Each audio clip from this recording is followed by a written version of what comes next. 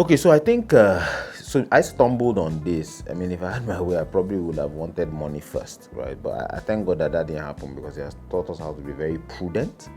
And 10 billion, 20 billion, 30 billion doesn't move because it doesn't move us as an organization because we know what we need to use it for.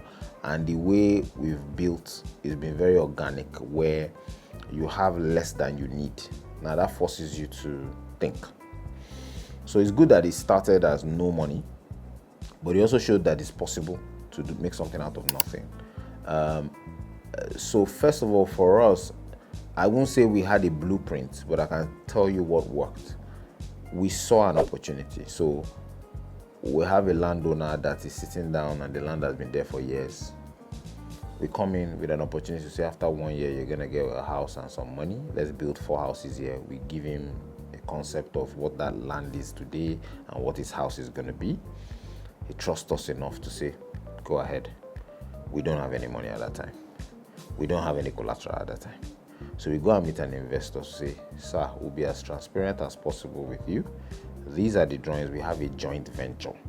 And this joint venture agreement, it's not like I'm selling it to you. We want the project. So we want you to invest this 50, 60, 80, 90 million on it. I know we don't have a collateral, but what we can promise you is this account that we all look at, we can get those units sold in 3 months, so to speak. It's okay. Let me start to push out the money. In one condition, I push the money directly to the project and we say no problem. So we have a joint account and then this is beginning. So that is how, so it's more about integrity, it's more about trust. So by the person has actually seen that, oh, we've sold, oh, I can see my money growing, oh, you sold 3 units. And at the end of the day, gets his share. So the same person is already coming back to say, guy, I am interested in going to your next project whenever you're ready. And we went into the next one where we had to buy the land and the same thing happened again.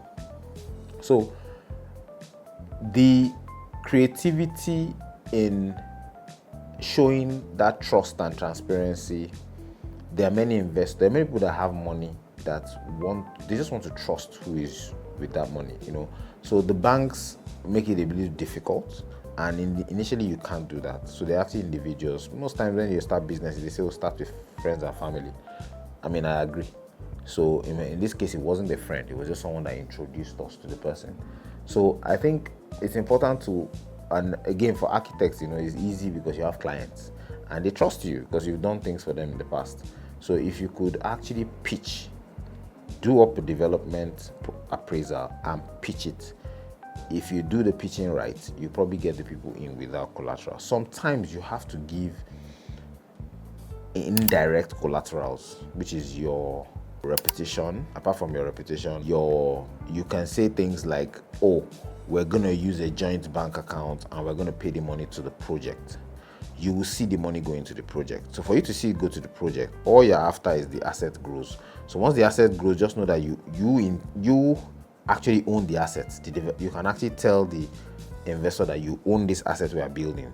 So when you tell them that their only issue is if you are going to spend the money, and that's why you're showing them the transparency that look at the money in the account, pay directly to iron, cement, it's on site, you can see it, they are working.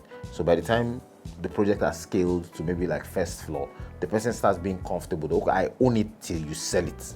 And that's how you can creatively look at how to structure that before you get to the point where you can actually hold on to collaterals.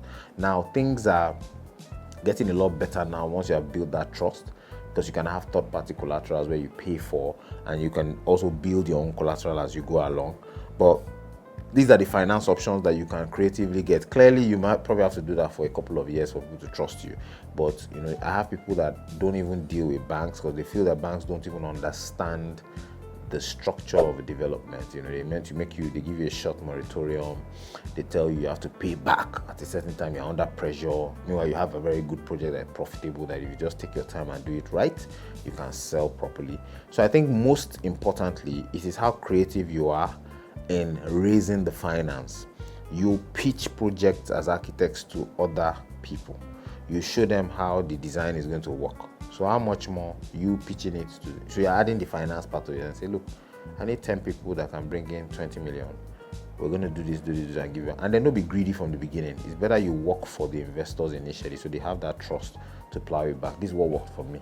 And it's just now that we're trying to go into the proper finance structure where you don't have to drop collaterals and you have to drop all that. But having learned all this, it shows that even those investors can still keep coming back, And you also give them expectations, communicate with them, follow up with them. I think that just makes it work.